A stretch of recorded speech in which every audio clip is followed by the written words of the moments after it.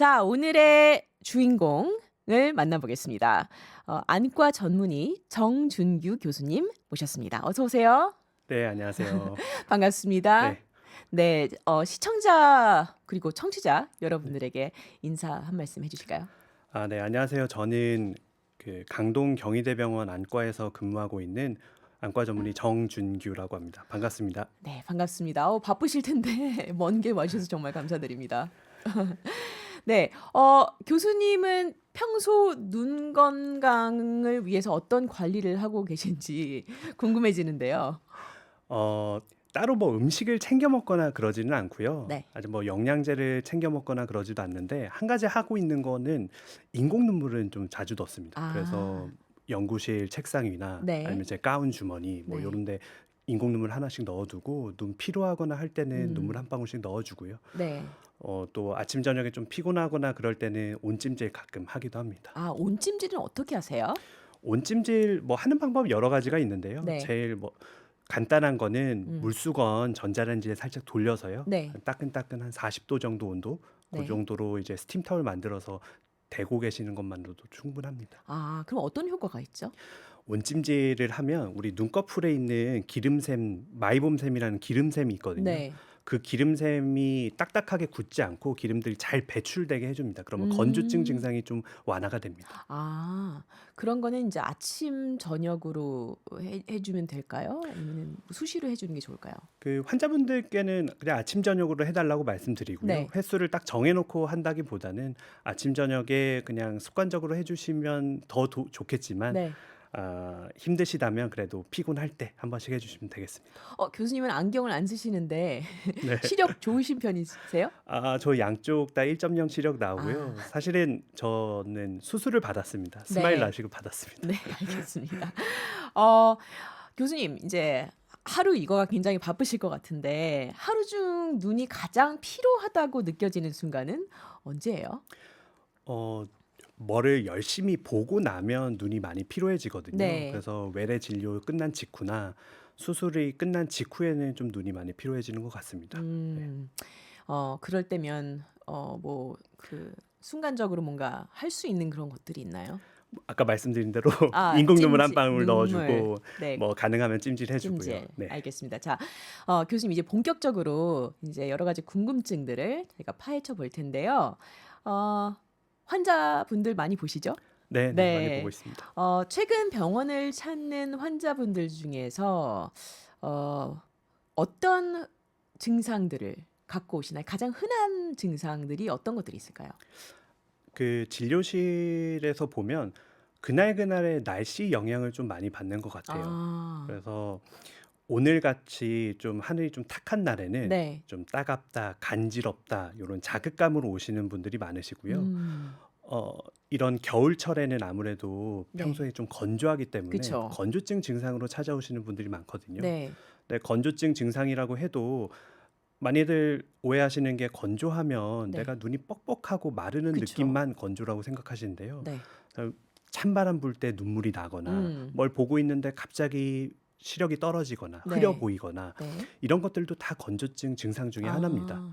제가 이렇게 유독 바람이 찬 날은 이 오른쪽 눈에서 눈물이 좀 많이 나거든요. 그것도 네네. 건조증의 증상이라고 보면 될까요? 네, 건조증의 증상으로 보시면 되고요. 네. 눈물이 밖으로 흘러 넘치는 거는 네. 눈물이 많이 분비가 되거나 아니면 눈물이 내려가는 길이 막혀서 고여서 흘러 넘치는 거고 두 아, 가지가 네네. 되겠는데요. 만약에 눈물이 빠져나가지 못하고 고여 있어서 흘러 넘치는 거라면 사실 시도 때도 없이 계속 나야겠죠. 근데 네. 그게 아니고 특정한 상황, 예를 들어서 뭐 찬바람이 네네. 분다든지 그런 상황에서 눈물이 나는 거는 눈물이 분비가 많이 되는 거고 그 음. 원인은 건조증 때문입니다. 네. 눈물이 많이 나는 게 왜 건조증이랑 상관이 있나 그, 좀 헷갈리실 수 있는데 네. 그 눈물막이 제대로 안구 표면을 코팅해주지 못하니까 울 때 나오는 눈물이 흘러나오는 겁니다. 아. 이해했습니다. 네. 그러면 아무래도 겨울철에 이런 그 건조증을 갖고 병원을 방문하는 분들이 많겠네요. 예, 아무래도 네. 그 사계절 중에는 겨울이 제일 많습니다. 건조하니까. 그래서 이게 안구가 건조해지면 교수님도 그러시지만 이거 인공 눈물을 많이 사용하시잖아요. 네네. 근데 이 인공 눈물을 수시로 넣어도 눈이 계속 따갑다고 하시는 분들이 계시거든요. 네. 그거는 왜 그런 걸까요? 원인을 좀 몇 가지 나눠서 좀 생각을 네. 해 봐야 되는데요. 먼저 건조증 말고 다른 종류의 염증성 질환들을 같이 갖고 있는 경우가 음. 그럴 수 있겠습니다. 뭐 예를 들어서 알러지 결막염이라든지 이런 걸 같이 갖고 있으면 인공 눈물로만으로는 증상이 잘 호전되지는 않고요. 염증 네. 치료를 같이 병행을 해 주어야 아, 되고 네. 두 번째 원인으로는 그 약효가 좀 부족한 거죠. 어 음. 인공 눈물을 충분히 사용하는데도 네. 증상이 남아 있는 분들은 건조증 치료제가 사실 눈물약 말고도 많이 나와 있거든요. 네. 그리고 건조증 치료하는 방법들도 여러 가지 접근 방법들이 있으니까요. 음. 내가 하루에 4번에서 6번 꾸준히 한 달 이상 열심히 쓰는데도 불구하고 계속 따갑고 불편하다. 네. 눈물을 넣어도 그때뿐이다라고 하면 그 처방받은 그 안과 선생님이랑 상의를 해서 다른 종류의 건조증 치료 아. 방법을 한번 고민해 네. 보시면 되겠습니다. 근데 교수님, 문득 이야기하다가 궁금해졌는데 인공 눈물이 정확하게 뭐죠? 인공 눈물 우리가 흔히 말하는 인공 눈물은요. 네. 눈물에 있는 물 성분을 보충해 주는 약입니다. 그래서 음. 처방으로 많이 나가는 거는 이제 히알루론산 성분으로 해서 네. 우리 그 눈물막에 물 성분을 좀 보충해 주는 아. 그런 것들을 우리가 인공 눈물이라고 이야기를 하고요. 네. 제가 아까 말씀드린 그 건조증 치료제 다른 네네. 것들 중에서는 이제 눈물에는 물도 있지만 점액이랑 기름도 같이 있거든요. 그래서 음. 점액 아, 성분을 기름도 있나요? 예, 아까 아. 말씀드린 네. 눈꺼풀에서 아, 나오는 애들. 네네. 그래서 기름 성분을 보충을 해준다든지 음. 아니면 점액 성분을 보충해 준다든지 안구 표면의 염증을 관리해 준다든지 그런 것들이 그 건조증 치료제로 같이 쓰고 있습니다. 네. 어 요즘 이제 뭐 스마트폰을 워낙 이제 하루에도 뭐 수십 번씩 네. 보고 있는 저의 모습을 발견하곤 한데 뭐 일 때문에도 물론 보지만 뭐 심심해서 핸드폰을 뭐 보기도 하고 좋아하는 운동할 때도 저는 사실 이거 핸드폰을 이렇게 세워 놓고 제가 좋아하는 뭐 네. 프로그램들 보거든요.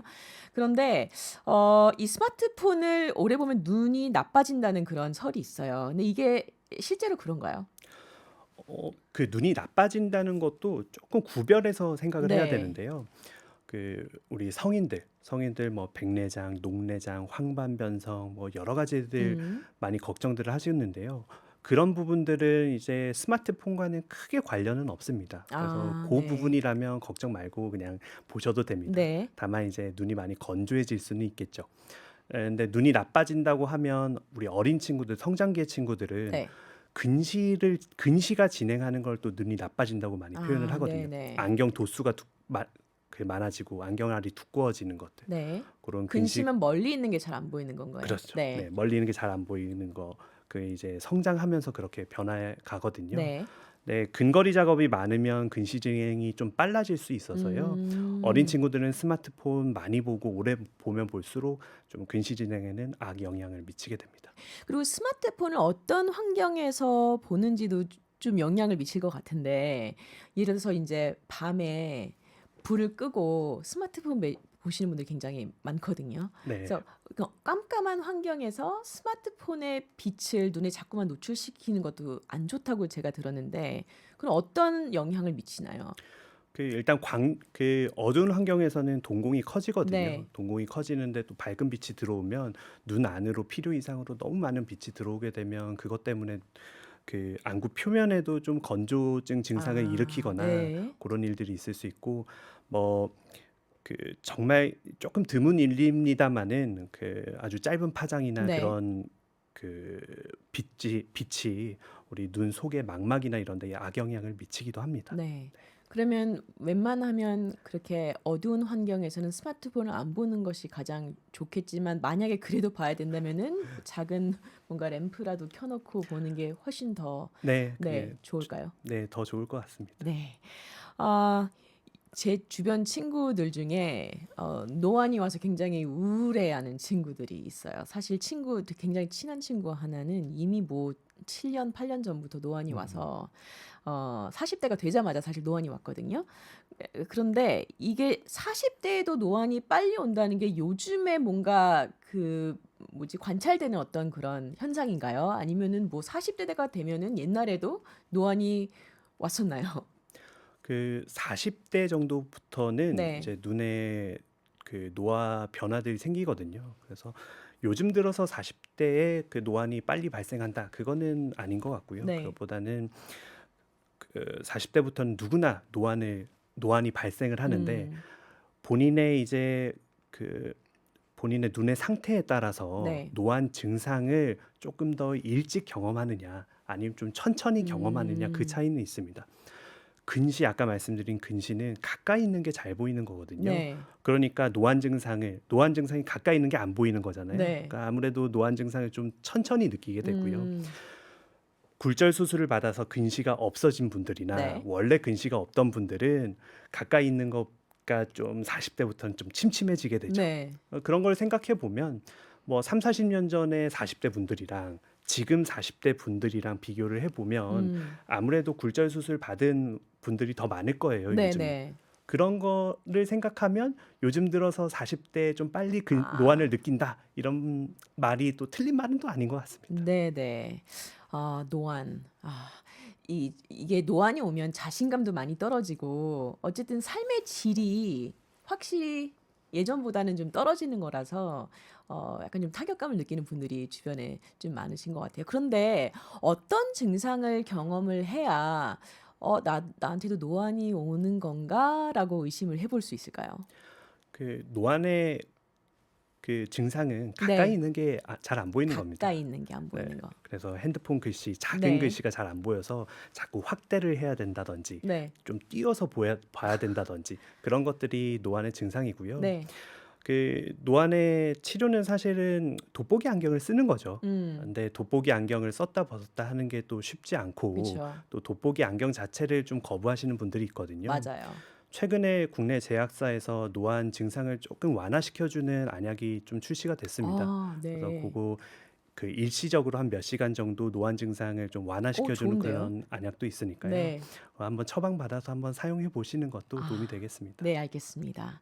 선생님 백내장, 녹내장 이야기를 많이 해요. 눈 뭐 질병에 대해서 이야기를 할 때. 근데 사실 정확하게 무엇인지는 잘 모르겠어요.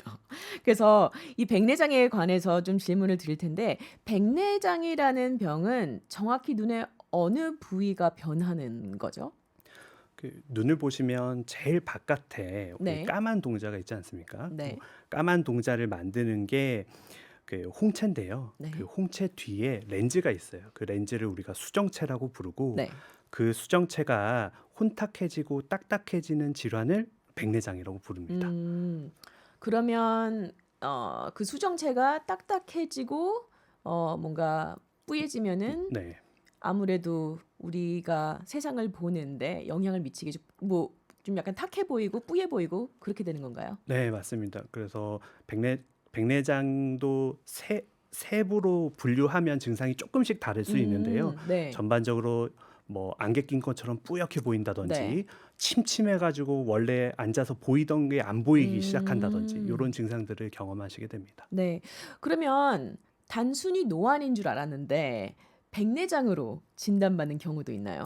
예, 많습니다. 아. 환자분들은 내가 잘 보던 게 안 보이니까 네. 노안이겠거니 하고 병원을 그럴 좀 것 같아요. 찾아오시거든요. 근데 검사를 해보고 환자분께 여쭤보면 그 네. 노안이 아니고 백내장인 경우가 덜어 있습니다. 음. 노안과 백내장을 좀 그 자가로 구별을 해볼 수 있는 그래요? 방법은, 아까 말씀드린 대로 노안은 가까이 있는 게 안 보이는 거예요. 네. 가까이 있는 건 안 보이고, 음. 멀리 보는 거는 평소처럼 잘 봐요. 그러니까 네. TV 보고 운전하는데 지장 없고, 음. 단지 핸드폰이랑 책만 못 본다. 그러면 네. 노안이고요. 네. 그게 아니고 안경을 맞춰서 써봤는데도 불구하고 멀리 보는 게 안 보여서 TV 보는데 글씨도 침침하고, 운전할 때 저기 밖에 그 표지판 같은 것도 잘 안 보이고, 네네. 그러면 노안보다는 백내장의 가능성이 조금 더 높겠습니다.